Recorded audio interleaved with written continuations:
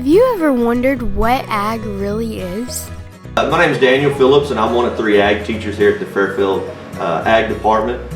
You know, a lot of kids will ask coming into high school, what is ag and what is FFA? Well, you know, years ago, people thought of ag as sows, plows, and cows, but now it's so much more about speaking and teaching leadership skills and qualities that you can use to further yourself in college and in your career. There's so many diverse groups, and the agriculture field has changed so much that it's not just about animals and farming. It's about biotechnology and cloning and being able to produce food for people, because if you think you wouldn't be much of any place if you didn't have ag, it's in our everyday life.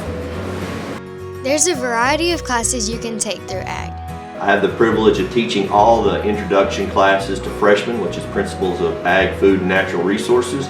Those classes are going to cover everything from speaking, leadership, livestock judging, animals, plant science, soil science, and even a little bit of wildlife science before the end of the year. Students have asked when they can choose what class they want to be in. Once you complete your freshman year, you'll be able to choose classes that you want to go into, whether it's livestock, welding, or horticulture. There are some instances, if your schedule allows it, you can take livestock and welding or welding and horticulture. It just kind of depends on what you're able to do once you get into high school and how your class schedule and how active you are in band or athletics or any other extracurricular activities. Let's get started off with Miss Stutt's classes.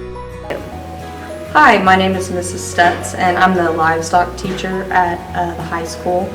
And in livestock class, we focus on animal species, animal diseases. At the beginning of the year, we look at animal growth, so we do projects. We hatch out chicken eggs.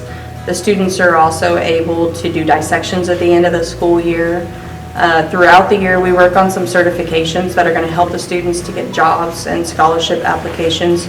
We get our OSHA certification, which is a 10-hour safety certification that comes through the Department of Safety. We also get our beef quality assurance, which isn't quite as long, but both of those are very helpful. We try to get outside, look at different animal species, and in my classroom we care for animal species like reptiles, the chickens. I also have mice that we raise throughout the year, and that helps us to get some hands-on animal skills. So I think it's been a lot of fun for me. I know I enjoyed studying animals throughout college, so I hope that other students would enjoy that too. We asked Mrs. Stutz about some of the projects she does with her students. Here's one of our projects that we work on throughout the year. This is for our OSHA career safety. So each student picked a different career, and then they all found pictures of people performing that career, and they identified specific safety hazards, what could happen while they were on the job. So that was really helpful for us. Plus we got to look at some ag careers. Other projects that we do throughout the year, we create animal care posters where the students learn to care for the animals that are in the classroom. That way the posters stay up and everybody knows how to care for everything if they join the class later. If you're thinking about joining Mrs. Stutz's classes, here's one of the things she wants you to know. One of the things that I wanted to let the students know is when you start out in an ag class, you have the opportunity to take an ag class every year. If you continue on the animal pathway, then you actually can get enough hours in the classroom, and then combine that with some hours where you volunteer at a local veterinarian's office, and you can get your veterinary assistant certification. The school will pay for it. So that's one of the options and certifications that we have here at the high school. Now let's take a look at some of Miss Clopton's classes. I am Miss Clopton, and I teach floral design, wildlife, advanced animal science, and horticulture. So a lot of my classes, or most of my classes, I try and keep hands-on projects going on. So in floral design, we do lots of arrangements. We've done homecoming mums or garters. We did candy arrangements. Then on Valentine's Day, we're making edible arrangements. So we're making fruit, and we're making arrangements out of it. You'll see pictures. They've done like color wheel projects, but all my classes stay very hands-on. Let's see, horticulture. My horticulture class, they go to the greenhouse quite often. We plant lots of things, so between your herbs, so your basil, parsley, cilantro, to cabbage and broccoli. We've had over 100,000 plants come out of our greenhouse this year. And then wildlife class, we have done, let's see, I'm trying to look for my room. We've had to build a duck out of a water bottle and paper mache. They build 3D shapes of your shotgun shells. Also within all my classes, I try and do field trips with all my classes. So my advanced animal science class, when we were talking about cattle, we went to 44 farms in Cameron, Texas. It's a purebred Angus operation. Now let's move on to Mr. Sherman's classes. So my classes, structure-wise, we have the intro to ag mechanics, and then we have our advanced welding classes.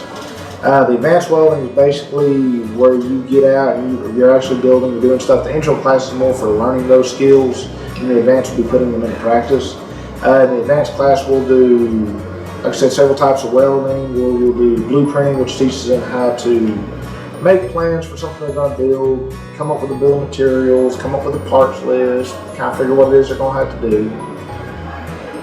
We'll do electrical wiring, teach them wiring plugs, wiring switches, and we do check them.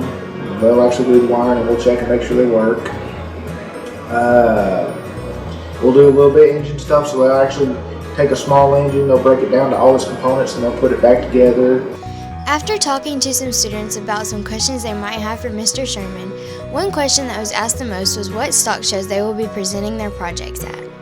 As far as stock shows go, for ag mechanics, we'll typically hit San Antonio, we'll hit Houston, we'll do TVCC and county. Those are kind of becoming our standards.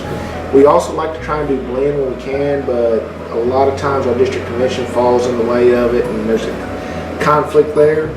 But usually about 5 ag mechanic shows a year is what we're trying to make it to, 4 or 5. No matter which of the 3 paths you choose to take, if you complete the required courses in a path, you will earn a business and industry endorsement when you graduate. Some more questions that were most commonly asked were how do you become an FFA officer and what are the responsibilities of an FFA officer? Being able to be an officer requires a lot of dedication. As a freshman coming into high school, we elect green hand officers, which those are your first year ag students. Once you complete your first year, you can run for officers at the chapter level. Once your second year is complete, you can be an officer at the district level, the area level as a senior, and then ultimately run for state FFA office through our program.